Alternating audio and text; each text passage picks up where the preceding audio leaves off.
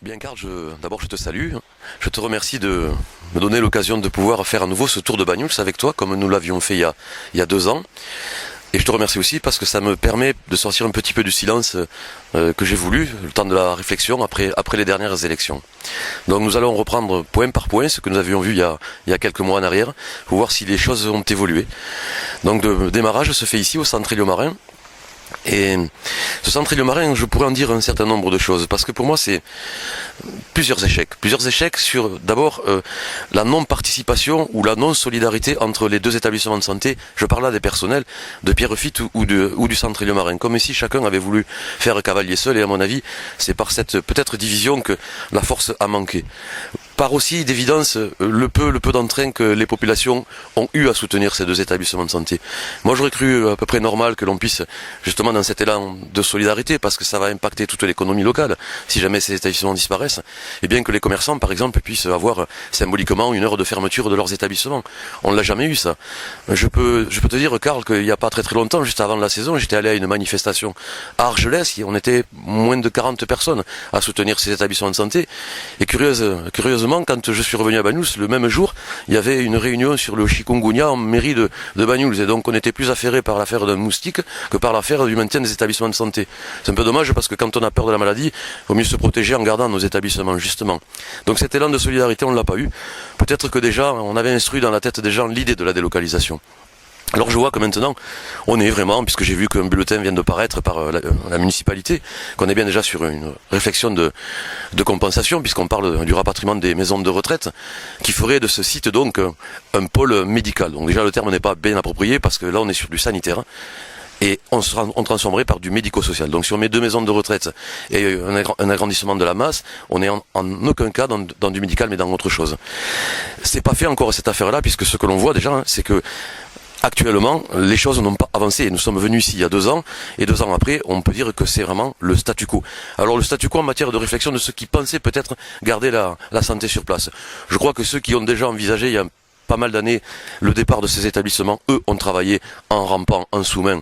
Il est clair, comme je l'ai dit à plusieurs reprises, ces 400 lits qui étaient le déficit patent de l'hôpital de Perpignan, pour essayer de réduire un peu l'écart entre la santé publique et la santé privée dans les Pyrénées-Orientales, eh bien, l'hôpital ne s'était pas trompé, il était venu faire ses achats, ses commissions sur le canton de la Côte-Vermeille, nous laissant très généreusement les lits qui n'étaient pas intéressants, c'est-à-dire les lits de masse. Puisque qu'est-ce qu'on délocalise?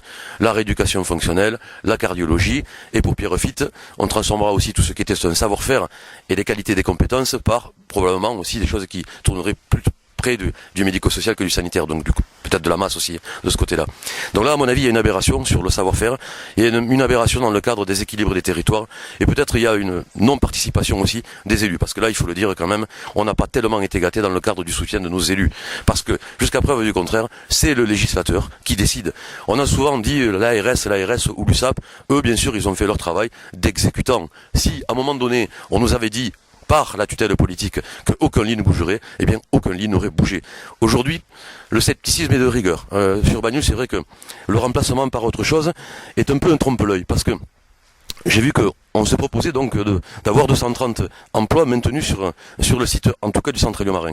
Aujourd'hui, c'est à peu près le nombre de salariés que nous avons. Sauf que il y a un effet mécanique, une réflexion que l'on doit avoir. Si des lits s'en vont et qu'on rapatrie des maisons de retraite, 2 maisons de retraite, puisqu'il s'agit en l'occurrence donc de Vincent Azéma, il s'agirait, je dis bien, de Vincent Azéma et de Paul Retsch, l'addition de ces 2 personnels de ces 2 établissements donc serait ramenée sur ce site-là. Ça veut dire que comment peut-on se retrouver avec 230 salariés aujourd'hui et 230 salariés demain si les maisons de retraite viennent? Ça veut dire qu'on a perdu, en cours de route, on a perdu en chemin des personnels, parce qu'on devra en avoir beaucoup plus, au moins 100 de plus. Ça veut dire que là, on a quand même décidé de sacrifier sur l'autel de l'économie, de la rentabilité, bien des gens qui travaillent sur ce centre Éliomarin. C'est pour moi un gâchis gigantesque. Voilà. Alors je ne sais pas où on va aller, parce que ces compensations, pour l'instant, elles ne sont signées par personne. Actuellement par personne. Et Pierrefitte est dans la tourmente. Moi je suis aussi inquiet pour Pierrefitte, parce que eux ils se sont battus, et dernièrement en date il y a eu une réunion de l'association donc qui défend l'emploi à Pierrefitte, et le bureau a été démissionnaire. Ça veut dire que les gens qui se battaient depuis des années ont jeté l'éponge, puisque la présidente a démissionné de l'association, et c'est un patient de Pierrefitte qui a pris le relais. Donc ce sont les patients maintenant qui défendent le site de Pierrefitte, parce que les salariés, je crois que malheureusement ils ont renoncé. Voilà Karl mon sentiment sur le centre Éliomarin. On ne va pas en dire plus parce qu'on va faire le tour de Banyuls. mais il y avait sûrement des choses à faire, sûrement, et je crois qu'on a pris le train un peu tard, ou en tout cas on n'a pas voulu monter dans la... Oui Karl, donc nous sommes là maintenant, pas très loin du centre Île-Marin, puisque nous sommes sur la plage du centre Île-Marin. On fait le même constat qu'on a fait il y a 2 ans. Je me retourne juste un petit peu. Eh bien, il y a 2 ans, sur cette plage, il y avait une seule personne. Bien, les chiffres n'ont pas beaucoup bougé, parce que sur cette plage, aujourd'hui, il y a encore une seule personne. Nous souhaitons juste que ce soit pas la même personne qui, depuis 2 ans, soit sur cette plage. Donc ça veut dire que le bilan n'a pas beaucoup changé. Tout à l'heure, nous venons de prendre un café ensemble, Karl, et heureusement qu'un café était ouvert, parce que tous les autres étaient fermés. Et nous sommes quand même que le 17 octobre. Ça veut dire que c'est bien la fête des vendanges qui a clôturé la saison. Et une fois la fête des vendanges terminée, on peut dire que fermer le banc, c'est l'hiver à Banyuls. Voilà. Donc là, on peut dire que le changement est dans une espèce de continuité. Alors ça veut dire que là aussi qu'on n'a pas réfléchi sur les ingrédients. Qu'est-ce qu'il faut faire? Comment on doit s'y prendre? L'extension de la saison, ça fait des années qu'on l'entend.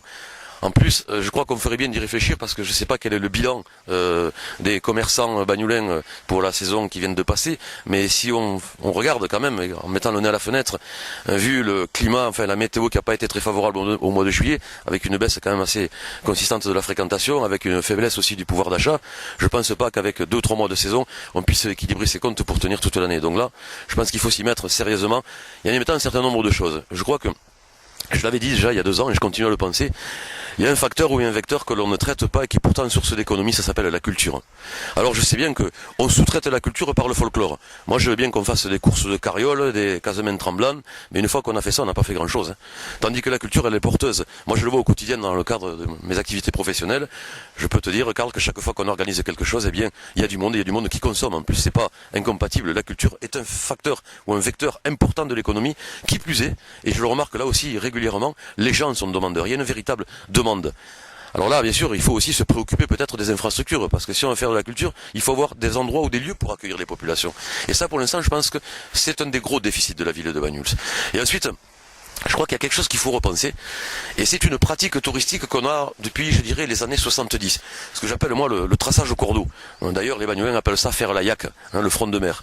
Donc ça a été institué notamment sur nos communes voisines, Argelès, Saint-Cyprien, le Barcarès, Canet. Donc on partait d'un point A pour aller vers un point B sur un front de mer, et à partir de là, on y mettait toute l'économie, toute l'activité. Ça a duré à peu près 30 ans, cette affaire-là, et les villes qui ont réussi la mutation, eh bien, c'est les villes qui ont compris qu'il fallait sortir de l'activité linéaire pour aller vers l'activité circulaire. Le culte de la placette, tout bêtement. Si on prend l'exemple de Collioure, eh bien, il y avait un urbanisme qui était secrétaire en urbanisme, qui était secrétaire de mairie, et qui a mis immédiatement en place ce principe-là.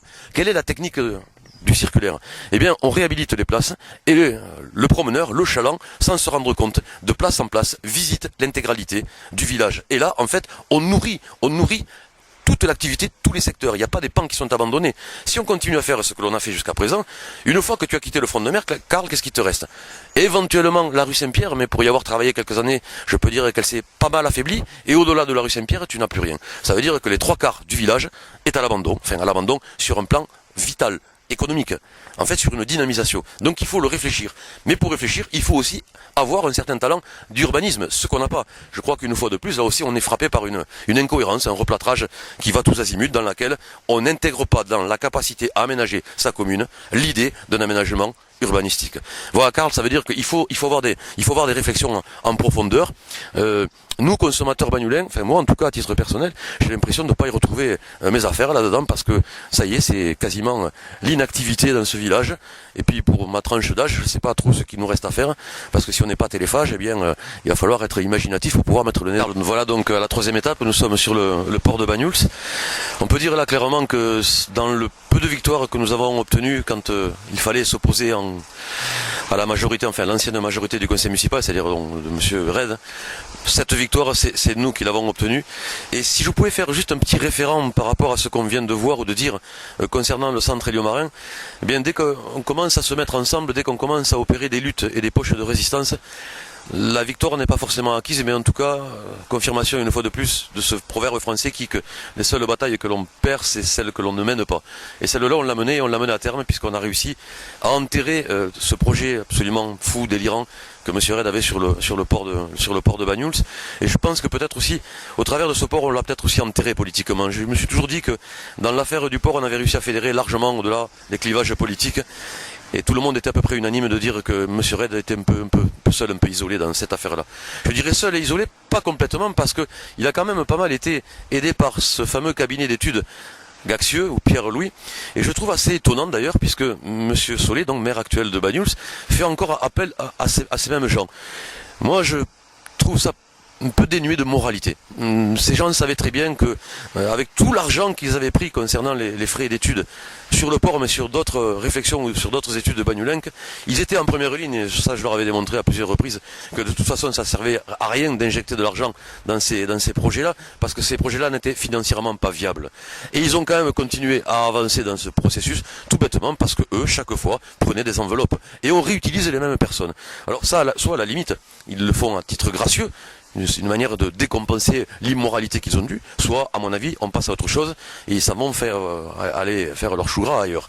Sur l'affaire du port, je suis obligé d'aborder un autre point qui me paraît essentiel, c'est les finances de la commune. Parce qu'aujourd'hui, il semblerait que l'idée des travaux à effectuer sur le port soit dans une fourchette entre 8, 10, voire 12 millions.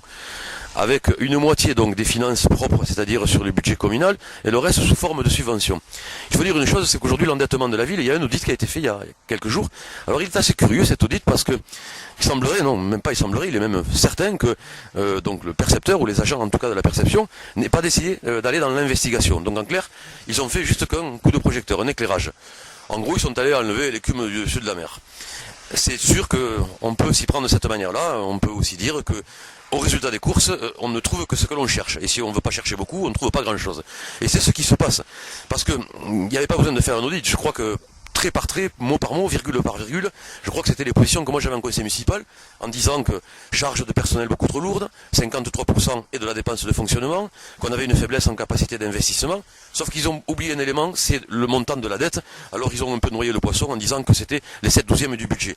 7/12 du budget, je pense que vous ne savez pas ce que ça veut dire. Alors moi je vous le traduis en euros, c'est 6,5 millions d'euros. Voilà. Ça veut dire que les positions que j'avais en conseil municipal quand j'avais interpellé le secrétaire général des services sur les arrêtés de compte de 2012, on m'avait dit qu'on ne savait pas trop, c'était 3 millions, 3 millions et demi, sauf que j'avais vite fait mes comptes sur les 3 ou 4 emprunts qui ont couru sur la dernière année 2013, sur la dernière année donc de 2013, on multipliait par 2. Si j'en reviens au projet du port, donc même si on est à une fourchette basse de 8 millions, ça veut dire 4 millions pour la commune, 4 millions en dotation.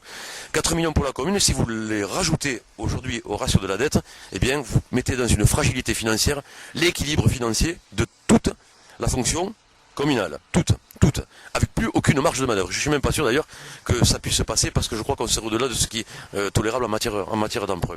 Pour ce qui est des 4 millions de subventions, alors là j'ai encore plus de doutes parce que je vois bien au niveau de la région, au niveau du conseil général, aujourd'hui tous les robinets se ferment les uns derrière les autres, transfert de compétences, mais on oublie d'y allouer les budgets qui vont avec. Donc pouvoir prétendre au jour d'aujourd'hui qu'on bouclerait sur un budget de 8 millions avec des subventions et avec nos fonds propres, moi j'avoue que je mets beaucoup de doutes. Alors maintenant, le problème il est posé en d'autres termes. Est-ce qu'il y a une nécessité aujourd'hui d'aller vers une réhabilitation du port? Moi personnellement je ne pense pas. Je ne pense pas que l'urgence soit là. On se faisait la réflexion, Karl, tout à l'heure, quand on arrivait sur le port, il y a encore pas mal de places qui ne sont pas prises par les bateaux. Donc déjà, on ne sait pas si vraiment il nous manquerait des places. Premièrement, ensuite, je pense là aussi que uniquement avec la réfection des pontons qui sont les plus endommagés, allant vers des pontons flottants qu'on enlèverait l'hiver, réduction de voilure, et avoir une zone de carénage pour protéger les bateaux. On voit très clairement, et ça c'est confirmation à l'appui, que regardez l'activité du port, c'est bien les chiffres qu'on avait, à peu près 80% des bateaux ne sortent jamais du port de Banyuls, jamais. Donc aujourd'hui peut-être qu'on aurait intérêt à remiser un peu cet argent que l'on pourrait avoir si on l'a réellement, pour peut-être aller dans des urgences plus importantes. Oui, car donc maintenant nous sommes juste là à côté de la gare. Donc la gare, comme tu l'as dit, puis peut-être on va essayer d'avoir une petite réflexion sur les services publics en général. Donc la gare de Banyuls, bien sûr, c'est des services qui sont rendus aux populations, c'est la nature même de ce qu'est un service public. C'est d'autant plus important le rail qu'on le voit, puisqu'on a aussi, on va y aller tout à l'heure, les problèmes de stationnement à Banyuls, et peut-être que si on veut désengorger les villages, il y a peut-être d'autres manières, d'autres moyens pour se déplacer, le train en est un. On le voit avec le franc succès des bus à 1 euro du Conseil Général, et qu'il y a l'idée, enfin en tout cas avec le feu président Bourquin, l'idée d'avoir des trains à 1 euro. Ceci dit, quand on a des trains, il faut avoir des gares, et quand on a des gares, il faut des personnels à l'intérieur de ces gares. Et actuellement, il semblerait qu'on essaie de vider un peu la coquille de son intérieur.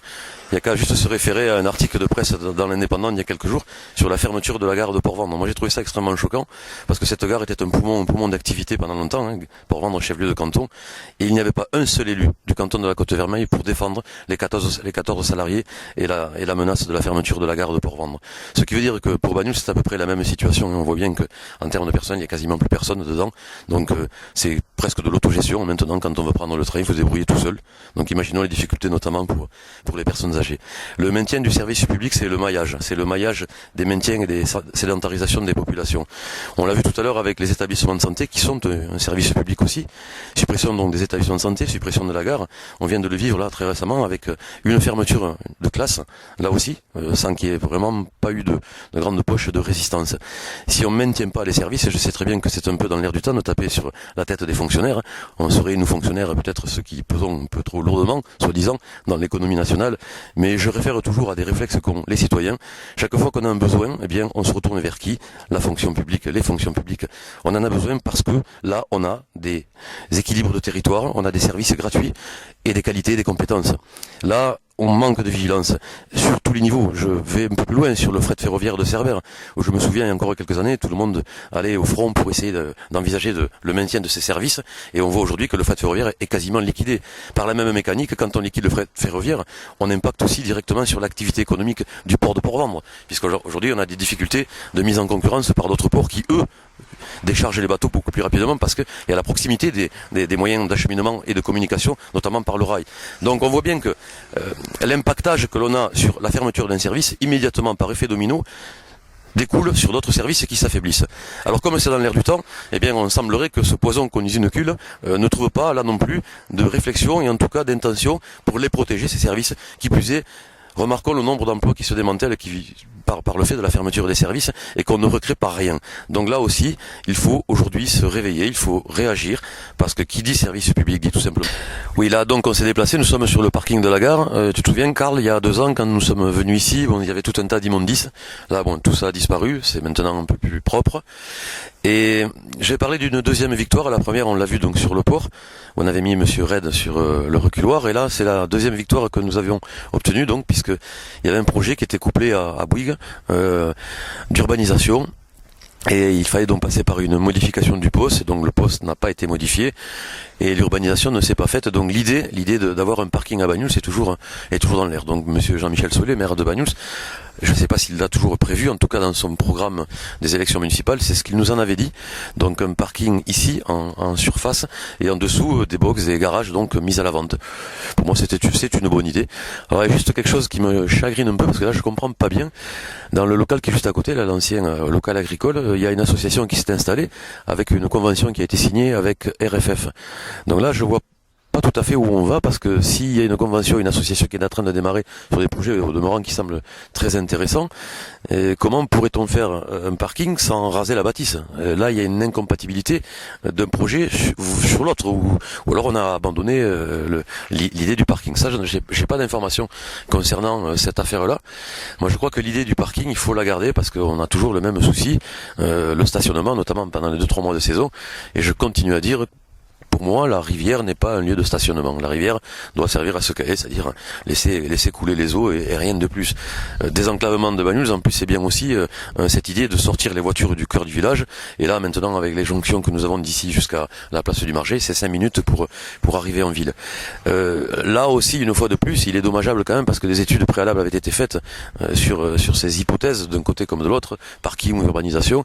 Eh bien, c'est resté encore lettre vide, puisqu'on a gaspillé des sous avec des cabinets d'études pour des projets qui n'arrivent jamais. Alors je veux bien que pendant des campagnes électorales, on ait des catalogues à rallonge sur ce que l'on fera, et puis quand on arrive au bout du compte, ça se réduit comme peau de chagrin, et pour l'instant, on voit pas venir grand chose, pas l'idée même d'une information. C'est ce qui est peut-être encore une fois un peu plus dérangeant. Je veux bien que les temps ont changé, mais ça serait bien qu'on pousse un peu plus loin quand même dans l'idée de faire participer les populations sur des décisions. Voilà, Karl, concernant le parking, le feu parking. Karl, donc on parlait il y a quelques instants de service public. Voilà, donc devant notre service public qui souffre, les écoles de Banyuls. J'en ai oublié un troisième tout à l'heure dans l'énumération des établissements qui étaient en difficulté publique. Donc c'était la Poste. J'ai oublié la Poste, puisqu'il y a eu aussi une relocalisation des facteurs à Port-Vendre. Bon, là, je vais revenir sur l'école. On voit qu'il y a aussi un facteur aggravant donc sur cette école, puisque qui dit fermeture, il y a aussi perte de population. Dans les années 90-95 exactement, je crois, sous la municipalité de Pierrebec, 2 classes s'étaient ouvertes. Donc ça veut dire qu'il y avait une dynamique bagnoulenque sur 2 leviers qui étaient donc la réalisation de logements accessibles aux populations et ensuite de l'activité économique en termes de métier, de profession. Il semblerait, là le chemin est vite tracé car il est court, si l'on perd des enfants, c'est que ces 2 leviers sont en train aujourd'hui de fondre comme neige au soleil. Quand on n'a pas de quoi se loger, quand on n'a pas de travail, forcément on quitte la ville. Et c'est ce qui est en train de se passer. Sur la fermeture d'une classe, c'est sûr que l'inspection d'académie fait ses comptes de manière très pratique ou pragmatique. Si on n'a pas les quotas atteints, eh bien on ne garde pas les classes.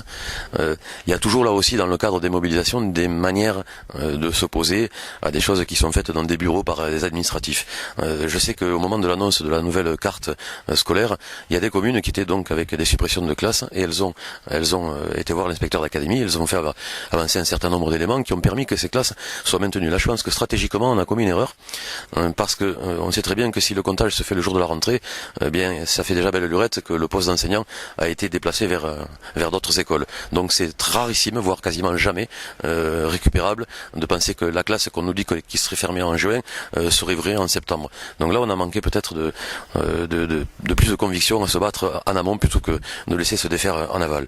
Fermeture de classe, bien sûr, c'est difficile à admettre parce que ce sont des conditions de vie des enfants. Plus on surcharge les classes et moins on a de résultats probants pour ces enfants dans ces classes qui aujourd'hui peuvent avoisiner entre 28 et 30 gamins.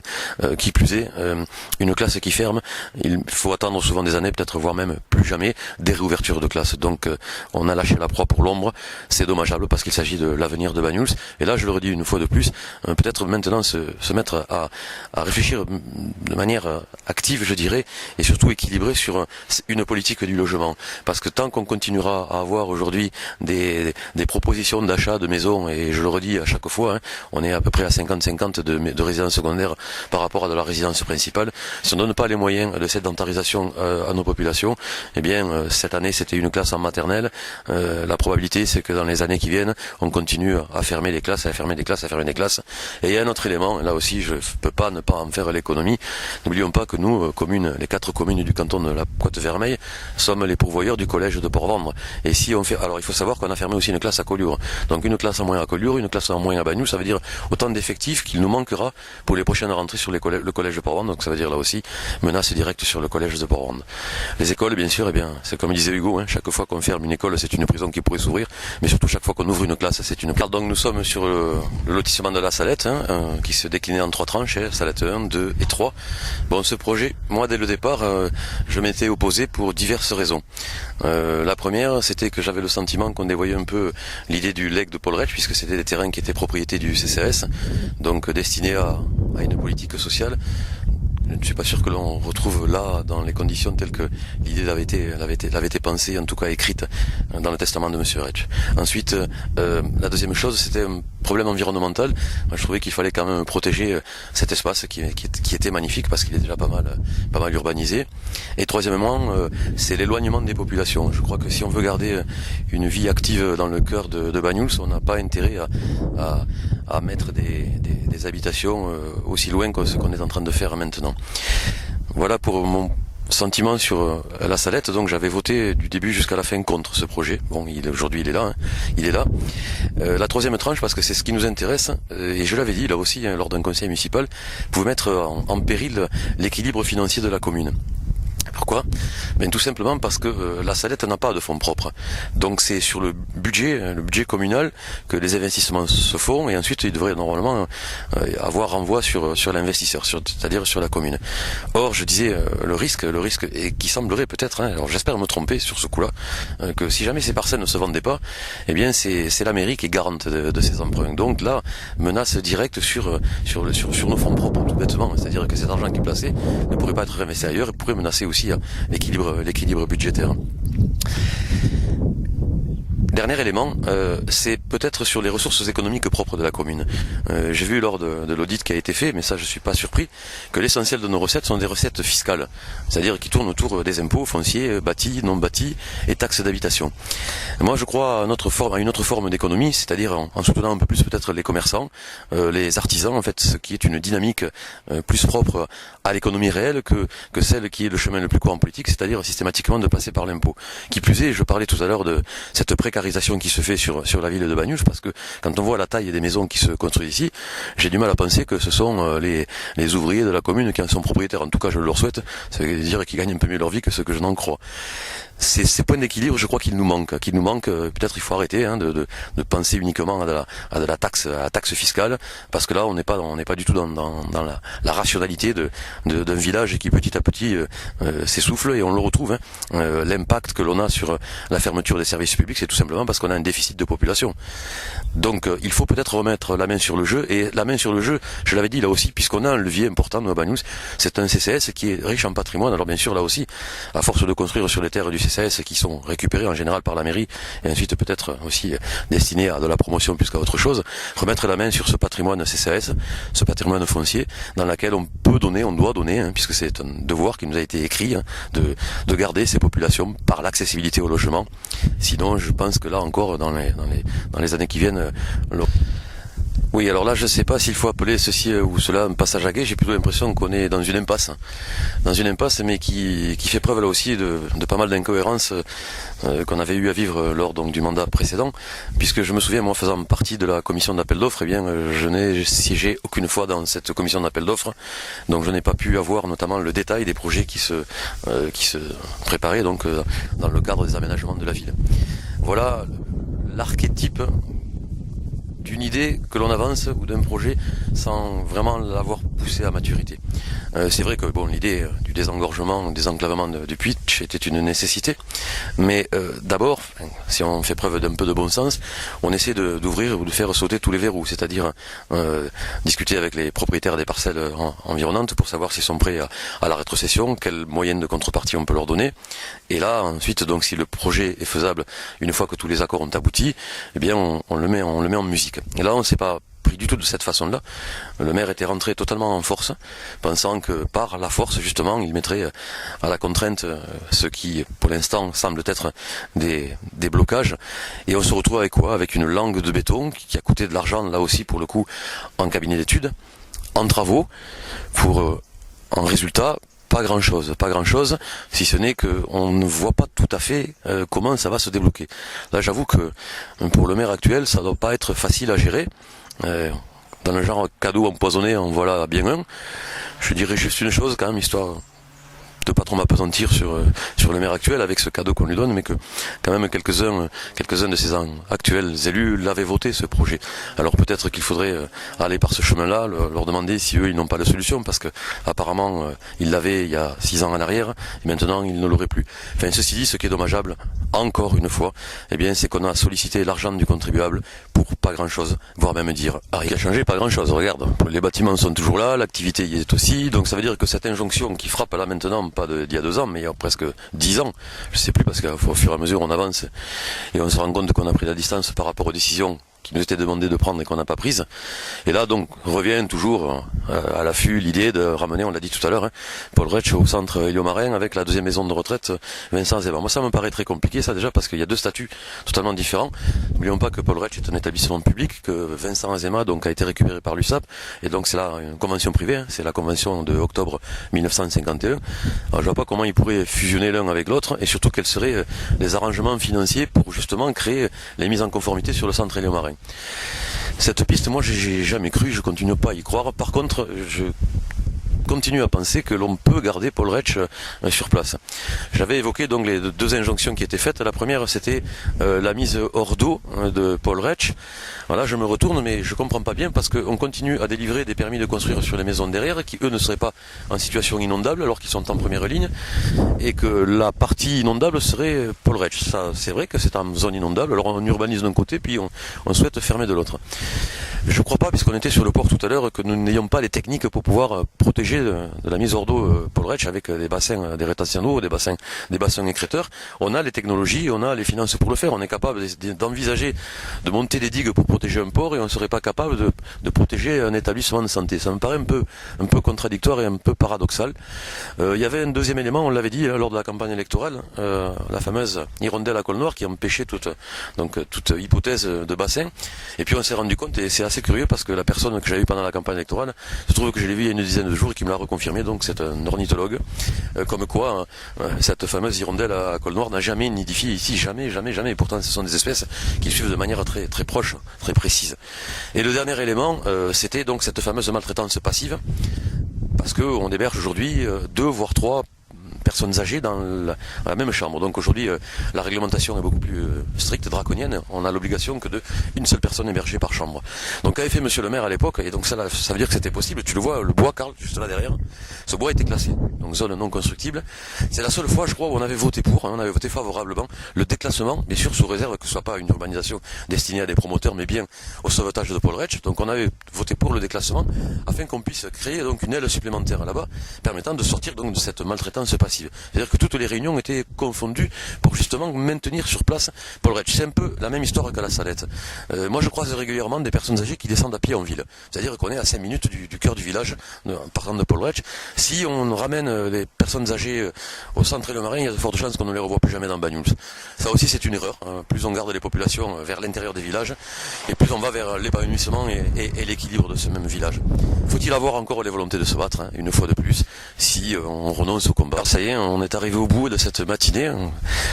On voit qu'un certain nombre de choses ont changé, d'autres pas. Il y a encore des projets à l'étude, on ne sait pas si ces projets seront finalisés.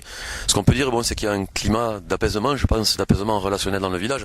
Ça, on en est tous d'accord, cette chape de plomb, cette division est peut-être moins criarde, moins vraie qu'il y a quelques mois encore en arrière. Les gros dossiers n'ont pas beaucoup bougé quand même, il faut le dire, sur les établissements de santé, sur Paul Retsch, sur le port, sur le parking de la gare. On va encore reconnaître au ralenti, et c'est là peut-être où on jugera ce mandat, parce que c'est vrai que les temps électoraux font qu'un maire se met en place au mois d'avril, on est de suite dans le festif, puisque les gens sont plus préoccupés par le bal, la plage, manger des glaces et le soleil. Là maintenant, on est peut-être face à ce qui devrait être une professionnalisation des politiques, savoir si ces mandats vont tenir la route ou pas, et si on prendra compte des besoins des populations. Tu vois, Karl, je viens d'avoir l'information il y a 2 minutes, ma femme vient de m'appeler à Pierrefitte, donc de Pierrefitte puisqu'elle est infirmière au centre, et les personnels donc sont allés consulter le centre, le site du ministère de la Santé, et là il semblerait que l'information soit tombée presque incontournable, délocalisation de Pierrefitte. Ça veut dire, il parle maintenant d'un établissement qui serait un établissement hybride. Ça veut dire que toute la rééducation s'en va sur l'hôpital de Perpignan, remplacée par de la masse. Là, j'avais fait les comptes, c'est à peu près divisible par 4. C'est-à-dire, la mécanique fait que de 250 salariés, on devrait tomber à peu près aux alentours de 50. Et surtout au renoncement de ces travailleurs et travailleuses qui ont œuvré, je crois, par une envie de faire presque du miracle, c'est-à-dire de réussir à remettre sur pied des gens qui arrivaient cassés en plusieurs morceaux. On va leur demander de faire de la masse. Ce ne sont pas les mêmes métiers. Voilà. Moi, je trouve ça terrible, et puis je sais que maintenant, la vague risque de tout emporter. Je voudrais faire une dernière conclusion, Karl, parce que la question m'est posée aussi à titre personnel, de savoir est-ce que je comptais revenir ou pas en politique. Je pense que quand on a une vie de militant, on n'abandonne jamais. Cette question, bien sûr, je me la suis posée, je me la pose encore. Il est trop tôt pour que je puisse répondre aux questions qui me sont posées. Je ne serai jamais très loin du fait bagnulin, jamais complètement absent. Cette réponse m'est personnelle. Je serai peut-être disponible si on a besoin de moi. J'ai entendu les messages de la défaite à plusieurs reprises. Donc voilà, nul n'est prophète en son pays, mais je suis toujours là. Je rassure en tout cas ceux qui me trouvent à manquer que je ne suis pas parti de Banyuls. Je suis bien bagnulin encore.